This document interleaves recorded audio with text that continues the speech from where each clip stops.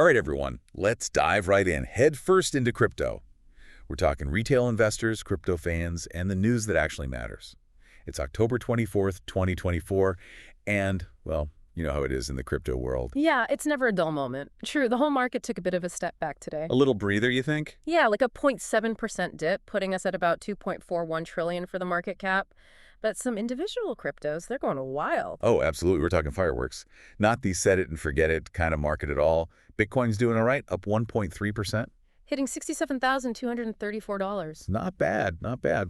But Ethereum's taking a little nap, down 1.9%. Down to $2,528. But you know me, I love the surprises, the shakeups, and today, I got them. Oh yeah, Solana's having a party. 4.6% surge. To $173.81. That's not just pocket change. Definitely not. And then there's the people's champ, Dogecoin. 1.2% up today, but get this, 12.8% over the week. Meme magic is real, folks. It shows you what community can do. And, you know, a good laugh never hurts. True, true. But before we get too comfy, remember, things change fast. Volatility goes both ways. Exactly. Take KLUS, for example, a meme coin, down over 10%. Oof.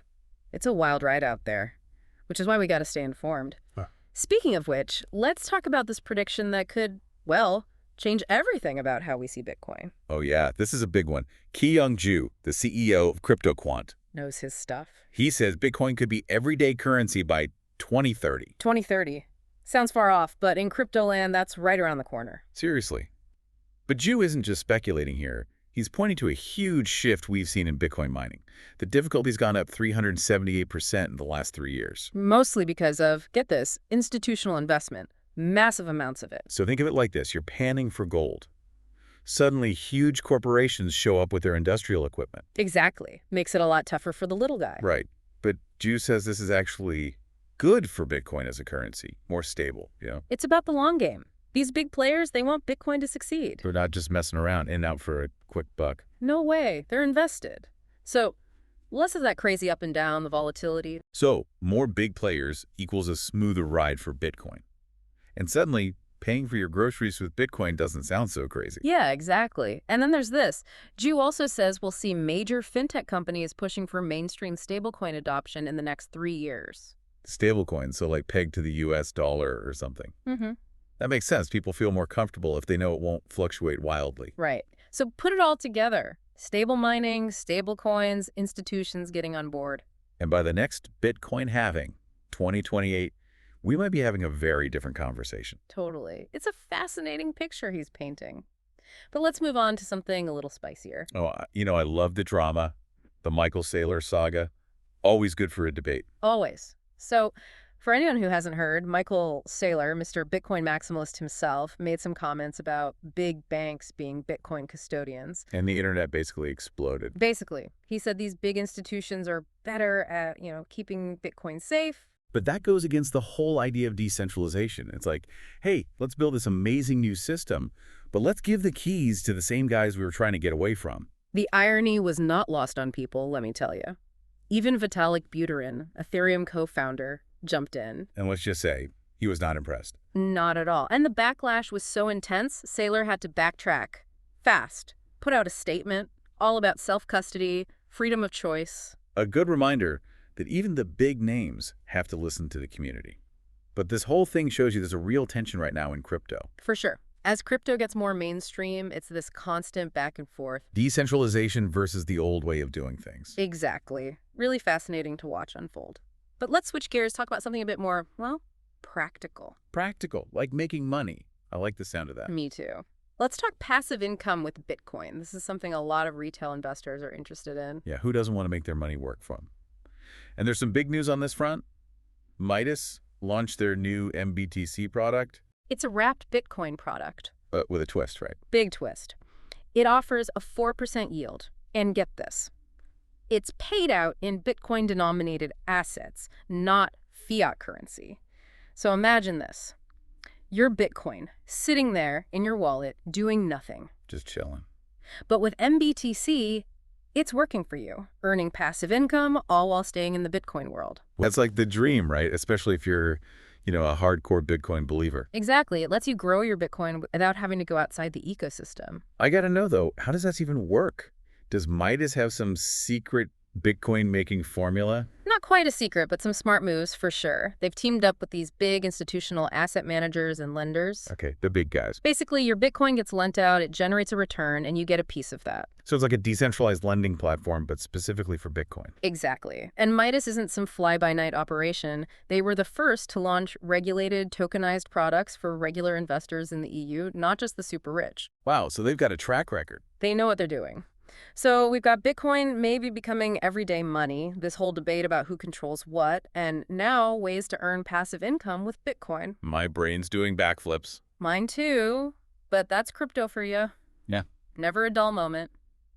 Speaking of exciting stuff, let's jump into the battle of the blockchains. This is where things get really interesting, especially if you're into the tech side of things. Yeah, the future of all those decentralized apps we keep hearing about. Exactly. A brand new report from Alliance, this crypto accelerator, gives us a peek behind the curtain. And guess what? Ethereum's still the top dog. Shocker, right? It's got history on its side, a huge community of developers, and all the tools you need to build amazing stuff. Totally. 62% of new Web3 startups, they're choosing to build on Ethereum. But there's a twist, right? Always a twist. Always. Optimistic rollups are becoming super popular, especially Base. Okay, back up a second. Optimistic rollups, for those of us who didn't get a PhD in blockchain, explain it like we're 5. Imagine a highway, totally jammed. Optimistic rollups are like adding an express lane. Transactions happen off-chain, so everything moves faster, cheaper, smoother. Ethereum, but with a turbo boost. Pretty much. Base, this new kid on the block, they've already snagged 28% of all the Layer 2 startups. So, yeah, Ethereum's still the king, but people are finding clever ways to make it even better. It's all about solving those pesky scalability problems, making things run smoother.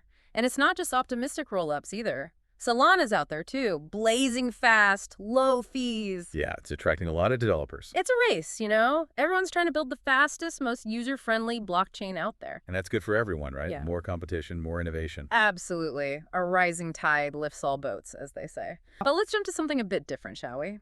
Crypto and politics. This is where it gets real. Yeah, the decisions these policymakers make, they have huge implications for the whole industry. Exactly. And right now, the Massachusetts Senate race is the one to watch. It's like a clash of titans, old school versus new school. Oh yeah, Elizabeth Warren, she's not exactly a crypto fan.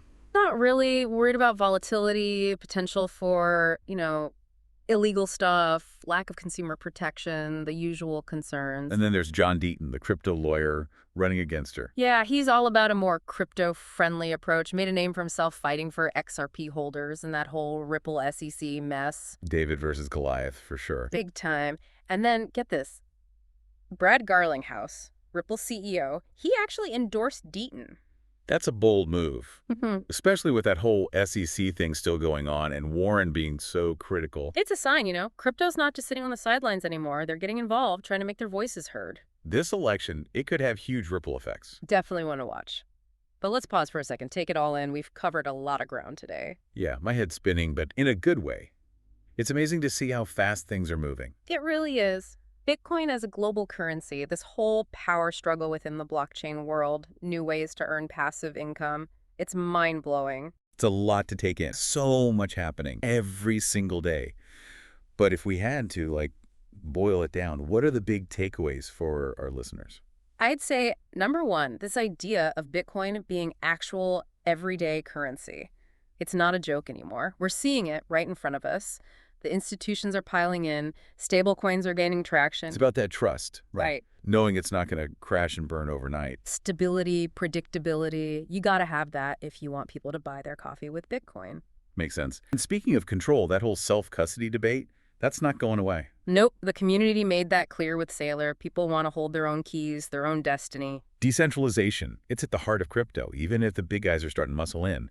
And that tension, it's going to be fascinating to watch. Oh, yeah, big time. And for those who are, looking to make their Bitcoin work for them, this mBTC thing from Midas, that's a game changer. A 4% yield paid in Bitcoin. And then, of course, we've got the battle of the blockchains. Ethereum's still on top, but things are changing. Solana's coming up fast. And even within Ethereum, those optimistic rollups, they're shaking things up. It's a developer's playground out there. So much innovation. And speaking of shaking things up, that Massachusetts Senate race, that's going to be a nail-biter. Really shows you how crypto's entering the mainstream, influencing politics. Regulation, policy, it's going to make or break the industry. Things are going to get heated. Absolutely. So to everyone listening, Stay curious, stay informed, and as always, keep on diving deep into this crazy world of crypto. See you next time.